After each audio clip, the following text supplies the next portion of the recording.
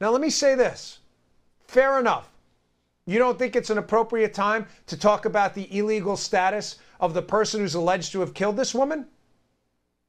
Fine. That's fine. I don't agree with you, but that's fine. You want to hold off on having a conversation about immigration? You hold off.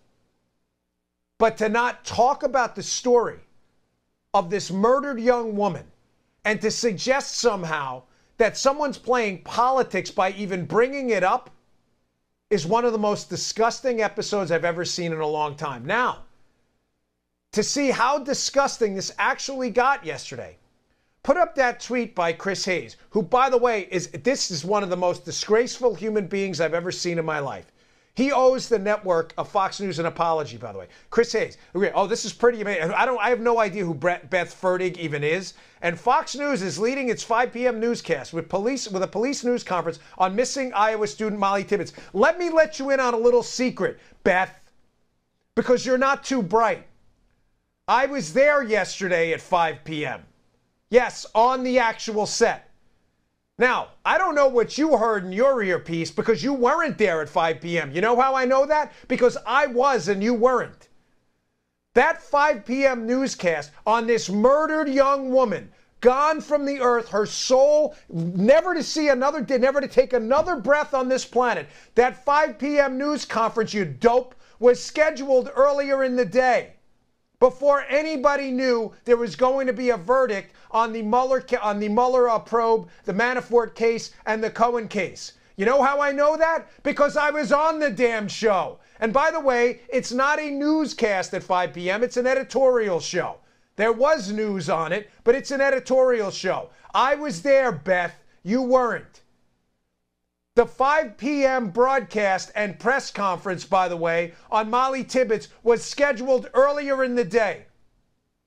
You think it might be a newsworthy story to report on the press conference on a press conference about a young woman who was killed by a stranger in the middle of America's heartland? At what point in modern American history do we not report, and did we not report on these stories? Entire books have been written about tragic cases like this. And as producer Denise said before the show, and accurately so, 20 or 30 years ago, this would be headline news an entire week. You ever hear Adam, who was abducted? You ever read Truman Capote novels? Americans care about fellow Americans being killed. Is this news to you, Beth Fertig, or whatever your name is? Now, to prove what a liar you are, and your bootlicker, Chris Hayes, who chimes in, this is pretty amazing. No, it's pretty stupid. Here's how that show actually opened up yesterday at 5 o'clock. By the way, I'll wait for your apology later. 5 is now.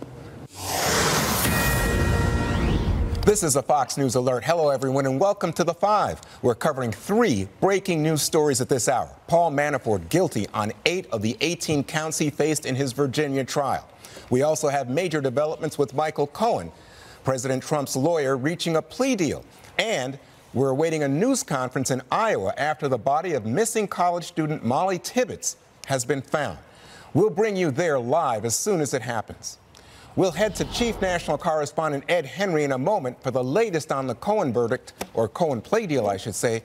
But first, Peter Ducey is live in Alexandria, Virginia for the verdict in the Manafort trial. You missed that, Beth? I'll wait for your apology. Did you miss that part of the show? I was seated about 12 inches away from Juan on his left. Are you suggesting that somehow they were suppressing the Manafort and Cohen story? We spent about 30 minutes of an hour show on it, and that's how the show actually opened. Now you know what. Here, you want to know why? You want to know why people believe in this? Here's why these guys are fake news. They are fake. She made it up, Beth Fertig. And don't ever expect, you know what? Me asking for an apology is a joke, because she's a joke. And so is Chris Hayes and the other goons who jumped on the bandwagon. Again, you want to hold off on a conversation about immigration? That's fine. That's your call. And this person's illegal status, the suspect in this case, you do your own thing.